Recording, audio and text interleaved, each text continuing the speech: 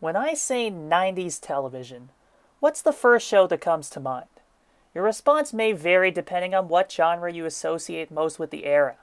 Maybe you thought about an animated sitcom like The Simpsons, or a three-camera sitcom like Seinfeld. Or perhaps you thought about The X-Files, a sci-fi drama that initially ran from 1993 to 2002. The show could be viewed as a quintessential product of the decade. At its heart, it was driven by a rebellious spirit that dared to question authority. But some argue The X-Files was also a show that redefined the next decades of TV to come. That it and other serialized dramas were part of a larger push towards more prestigious and specialized content on television. Star David Duchovny certainly believes this, and why wouldn't he?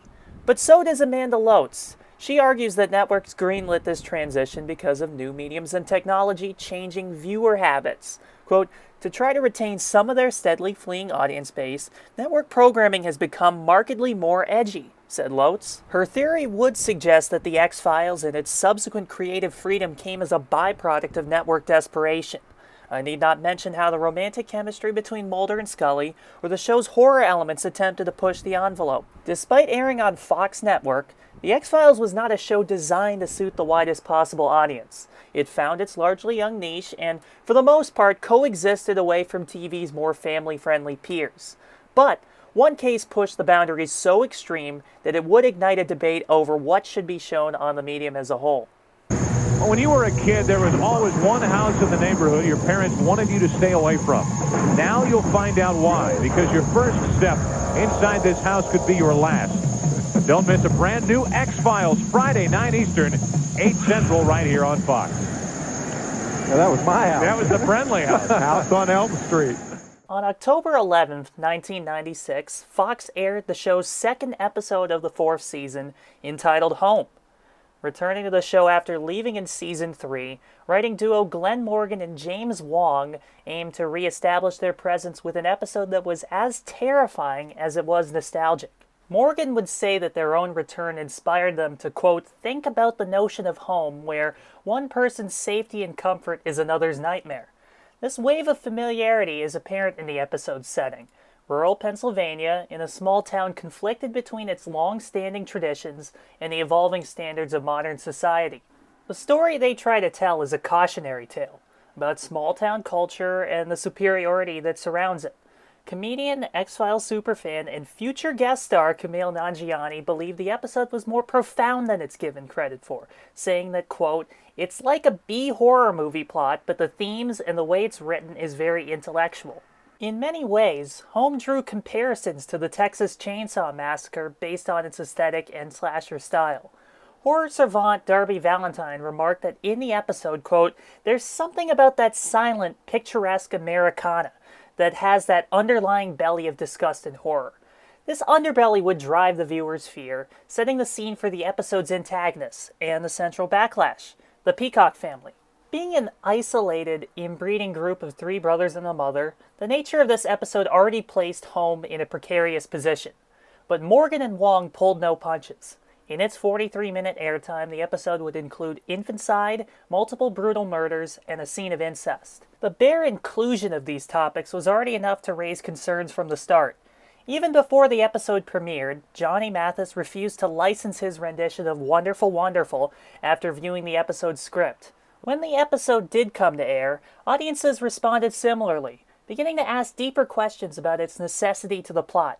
TV columnist Bill Garriotto wrote for the Vancouver Sun that he and his wife, quote, were left with a sense of revulsion, not a heightened awareness of the truth that the show usually intends. So were they really using disgust as a crucial storytelling device? Or were they simply going as far as possible because they could?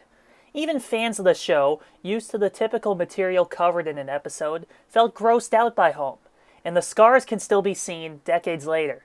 But they weren't condoning incest, or infanticide, or gory murder. Was that enough to allow the art to stand on its own? For a given horror niche, maybe. But again, this was being shown on Fox, an over-the-air network that was easily accessible to the broad public, even by just accidentally turning on the television. One of the mediums that traditionally relied on family viewing. Mature content sticks out like a sore thumb when it's placed in between Married with Children and the World Series, and those boundaries become harder to separate. Over 18 million viewers tuned into the episode. Many were die-hard fans that could stomach any curveballs the show threw, but many others weren't. Fox too felt this responsibility internally. After taking the episode to air and even refusing to acknowledge complaints, it would quietly pull Home from circulation. The exception being a one-off special in 1999, which came with both playful and serious content warnings. That would be the second and last time the episode aired on network television. In the long run, however, Home has seen a second life, with its presence on DVDs, streaming, and reruns on cable channel FX.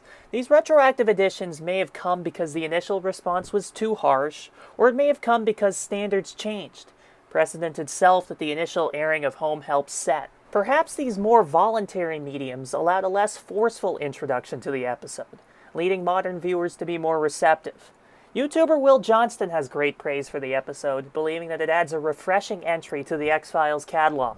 Quote, "The series balances mystery, horror, action, romance, and even comedy really well, and Home is a great example of how the show can push its core themes to a more extreme place. Johnston, like most viewers today, have seen worse, and are willing to take the story at face value. Breaking down the episode, neither he, Valentine, or Nagiani see the episode as inherently problematic." So, in a world where some claim that the window for offensive content has narrowed, Home is a case that shows otherwise.